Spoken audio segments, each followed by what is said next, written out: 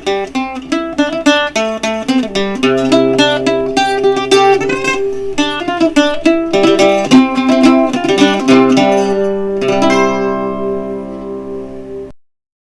everybody and welcome to our home. Today I'm going to talk to you about home canning.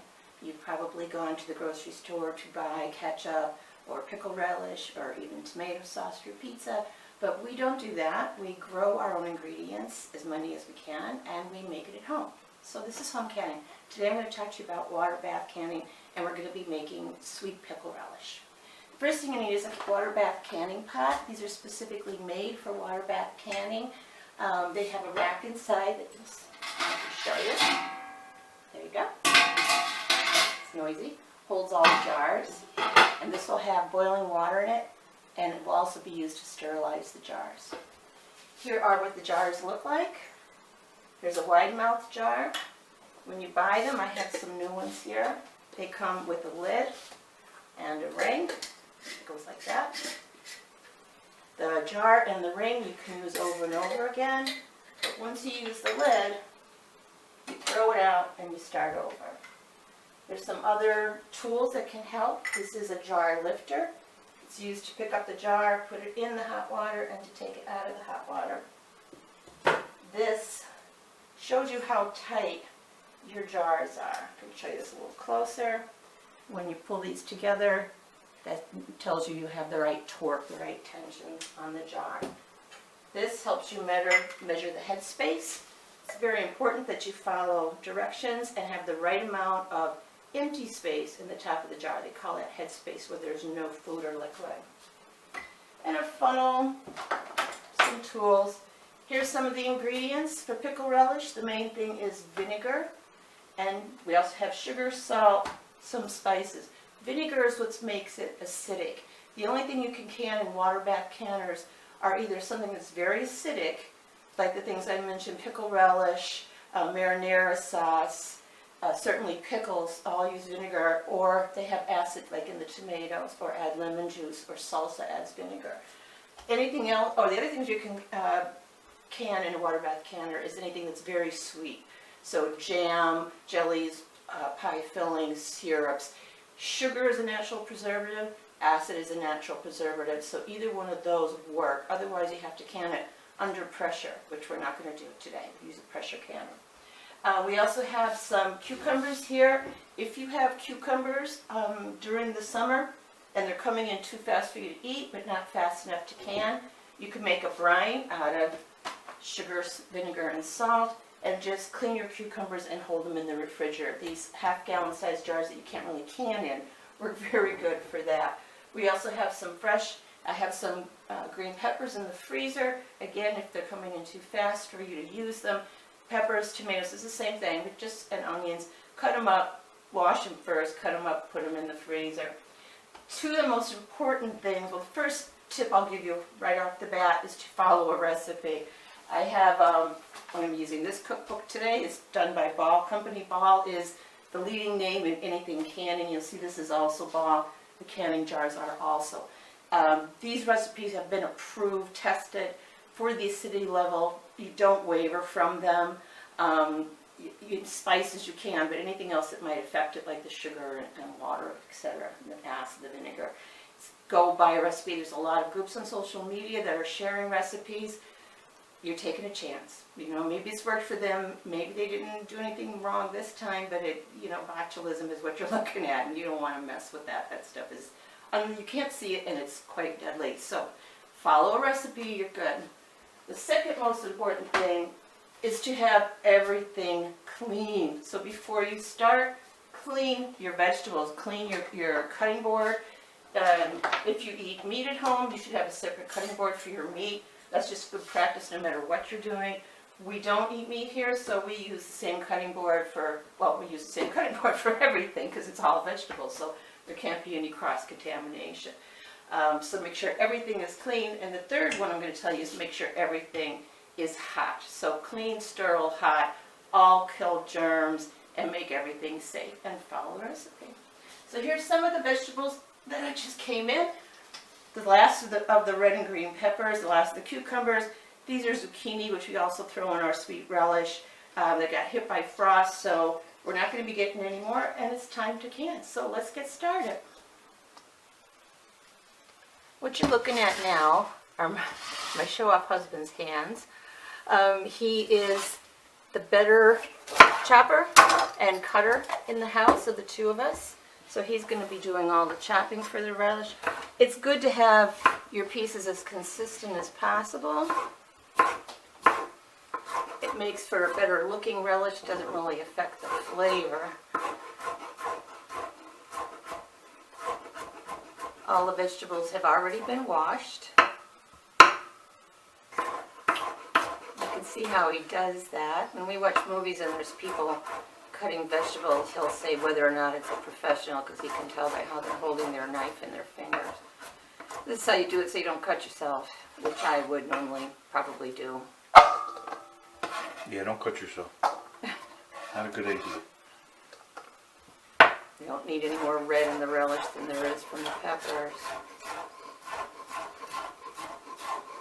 Because the entire cutting time would take about 10 minutes, we're only going to show some of it, give you an idea, and then we'll go on to the next phase.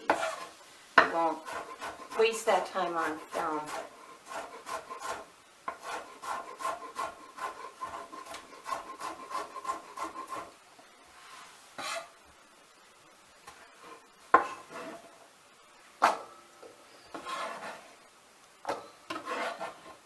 What you do with some of the cucumber and zucchini?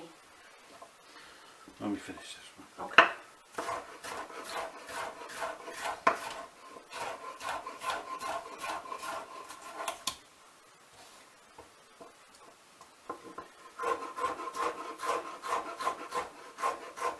You'll notice he used the top of the pepper too after he poured it. Some people toss that out. I never understood that. You can certainly cut the tops off too. They also are great for garnishes. If you're cutting a pepper for a party, you can use the top. Put a little cherry tomato and it kind of looks like a flower. It's cute. And there's a pepper. What we don't use will go in our compost bin. It'll break down and go into the garden next summer.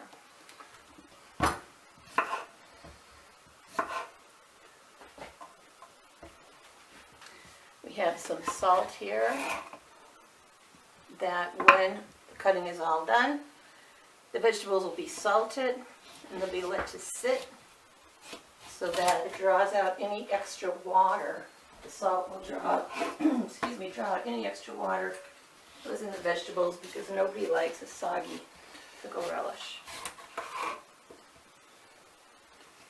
You let the vegetables sit in the salt for 2 hours. They'll be rinsed and allowed to drain.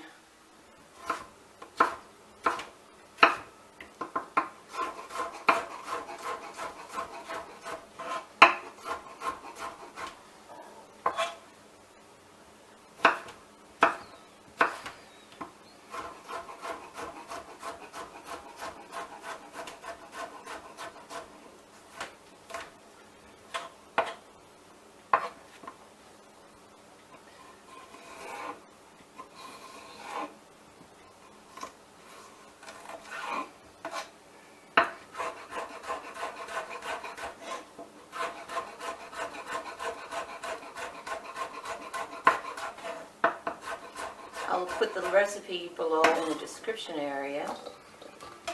Jardim Products, which is the company that owns Ball, has given me permission to put their recipes on the blog, the Gardening Jones blog. So I'm sure they would allow me to put it on the video as well, as long as I put in the right credits, which I will.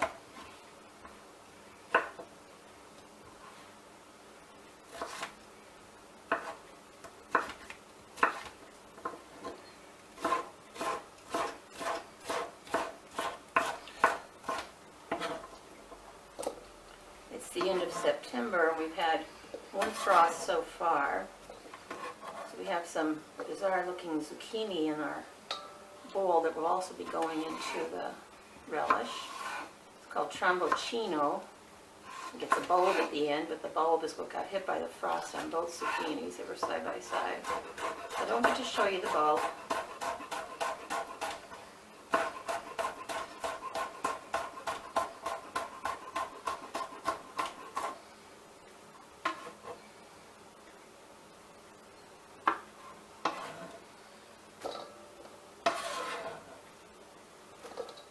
Okay, what now?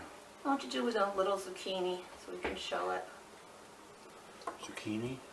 What, this? Yeah. You have to take the skin off or no? No, you have to take the top off. So that comes off. I've already taken off the bottom. That was the part that got frosted.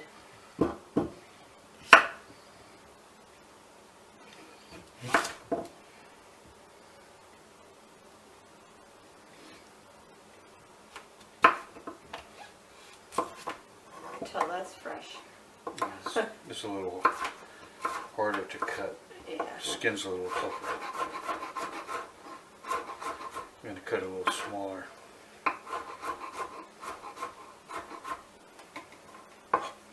And the reason is so that it will cook to about the same tenderness as the bigger pieces of cucumber, correct? That's the theory.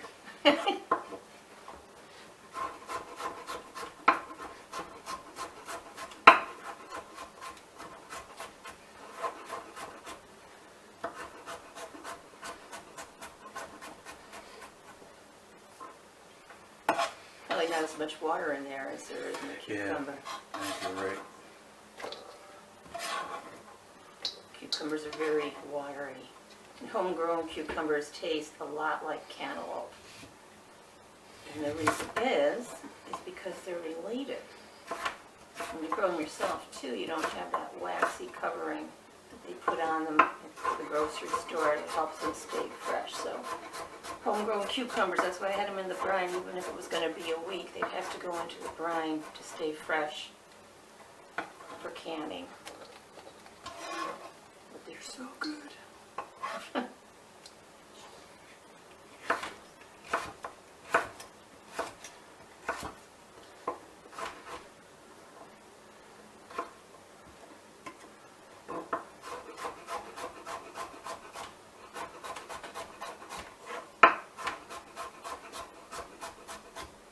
You can smell fresh. Yeah, I can smell green.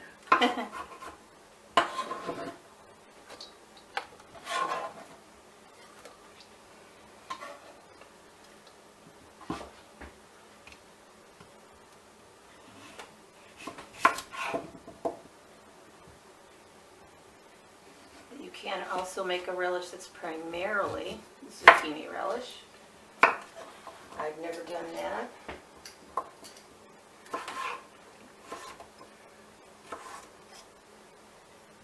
It's about the same exact thing, it's just you're using all zucchini instead of any cucumber. Everything else is pretty much the same. So we just pretend that they're the same and put them in together.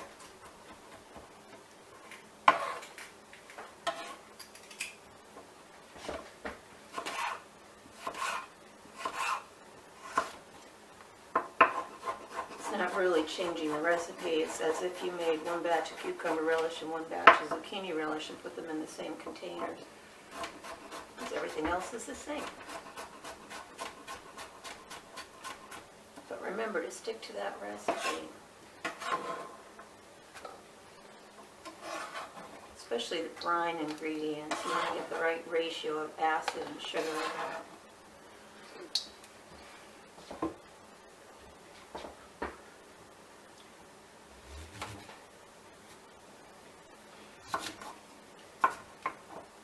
Finish up this last part of the zucchini, and then we'll move on to the next step. So, that's making me hungry.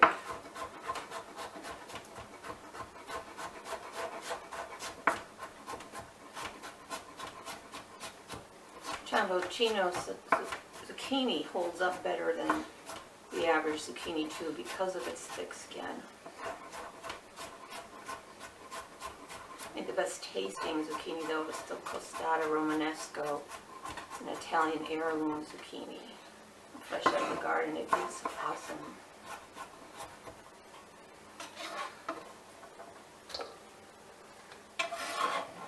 best to pick your cucumbers small so they have less seeds. Okay. Okay, put this on. Just put a little on because we have more to cut up. On to the next step.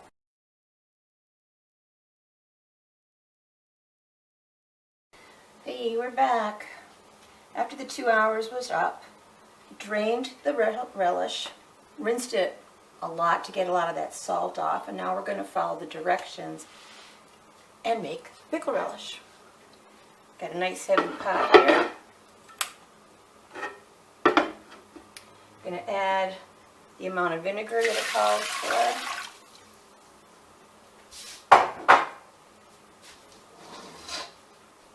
The amount of sugar it calls for, which is a lot.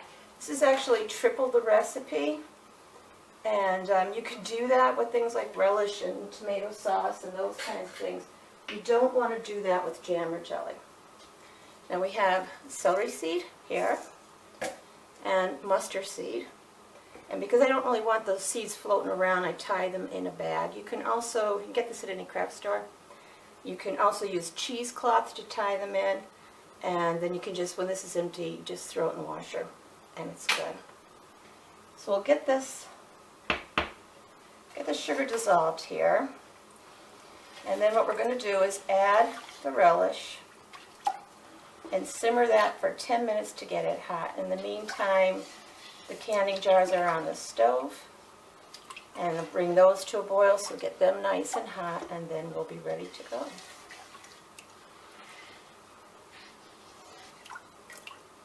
Now you know a watch pot never boils, so let's stop the video.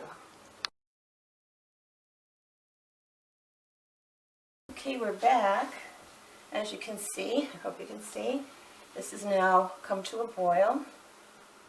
In order to do this safely, though, I'm going to remove this from the heat temporarily and start adding the vegetables. I don't want to be, see, have too much of that. As again, as I said, following the recipe is very important. You want to make sure you drain the rinse water off of this completely, because if you're adding water with your vegetables, you're lowering the acidity level.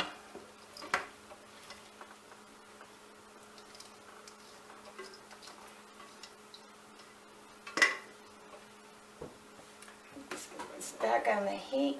And again, get the rest of the vegetables. This could come back to a simmer and simmer for 10 minutes. I know it's kind of boring to watch. I could hear it.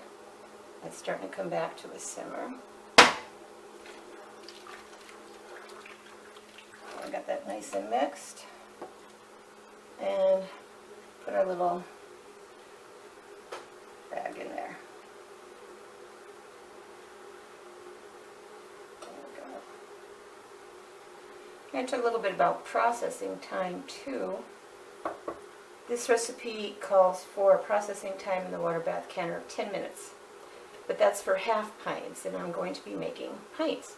So you increase that to 15 minutes. Additionally, we're at a high altitude here, so be adding another 15 minutes on.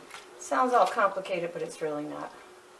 You know, once you get used to it, you're good. So, no sense in watching something simmer for 10 minutes. We'll be right back. Okay, I'm back, and I've put up a few jars that are ready to go into the canner, but I wanted to show you how it's done. You have to do everything very quick, so I'm only going to stop for one jar. Take the relish from the pot and put it in. I use a slotted spoon because I want to get some of the brine off of there. I don't want a jar that's full of brine and not have enough relish in it. Again, work quickly so you keep everything hot. Just work safely. Let's see, we're getting close to that 1/4 inch. So what I'm going to do now is actually use a ladle So I do get some of the brine in there because I want the brine to cover it up. It's kind of hard to explain, but if you put it in with all the brine first, you get a jar full of brine, and there's not much room for the relish. But you do want enough. Okay, we're close. It's a little messy, as you can see. Okay, I think we're very close to a 1/4 inch headspace. I'm going to go ahead and remove any air bubbles using this tool, and then check the waste. Check the headspace on it. So yeah, it's good. Wouldn't hurt to put a little tiny bit in more, but I'd say I'll put a little bit more in.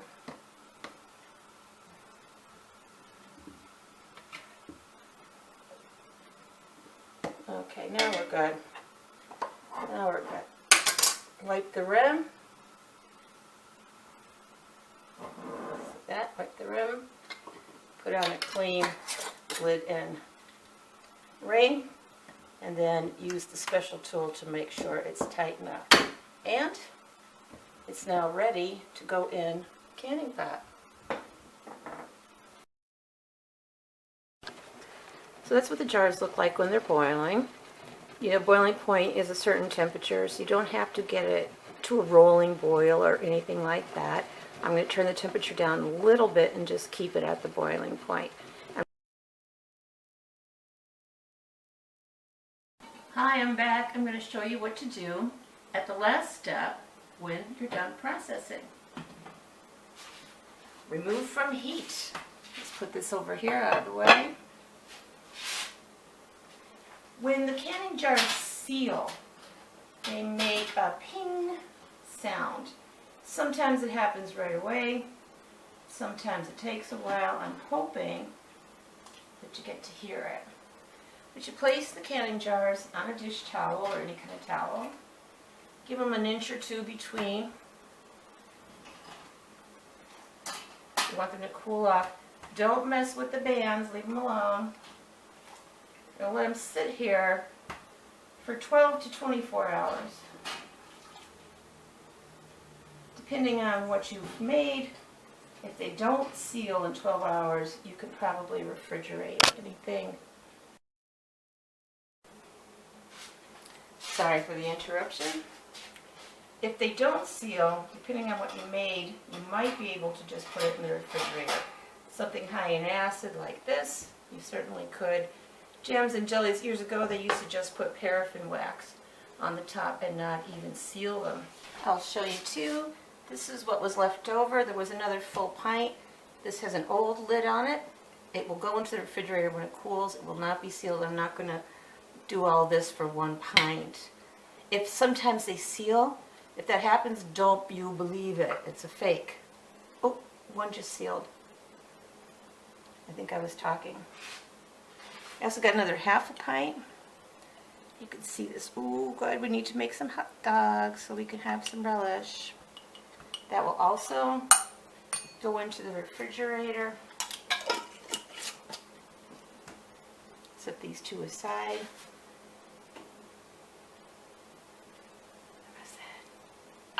Ooh, there was one. You can also see it when they seal. I can't really pick them up, but they're so hot. But there's a little bubble sticking up when it's not sealed, and that goes down, becomes concave when it is sealed. You can also tell like this. If it does that, well, that one's sealed. Don't believe it. It's lying to you. If it does that, it's not sealed. So, yeah. And that's pretty much it. They say you can hold home canned food for 1.5 years. It used to be 2 years. I know my great uncle would hold it for like ever, 8 years. 1.5 years, you're safe. This will be gone in 1 year. We will use this up in 1 year, and this whole entire coming next year, this is one less thing that we need to put on our grocery list. I can show you some of our other canned goods. Here we have some jelly up top, then salsa, ambrosia, and pineapple. I like to can pineapple when it's on sale. Barbecue, apple butter, and a squash Thai coconut soup that add coconut milk to is really good. Marinara, navy bean soup and lentil soup. Some tomato juice, potatoes, and succotash. Couldn't think for a second what it's called. Down here we have a few things, some ketchup and some tomato soup. You can see that the bands have been taken off. You don't really need the bands when they're in storage, only when you're processing them, and then again once you open them, of course, if you're, going to refrigerate anything. We have some split pea soup here and some vegetarian vegetable. Here's some odds and ends. There's a Victoria sauce, which is a kind of strange rhubarb raisin sauce, but it's really good on apple pie or apple dumplings. Apple butter, AB. This is not labeled, but this is pear maple bourbon butter. Here we have a citrus conserve and a chunky pear jam. We have much more in our pantry where we keep boxes and boxes of the canned goods, and we check them every so often to make sure that none of them have opened, because if they've opened then they're no longer good to use.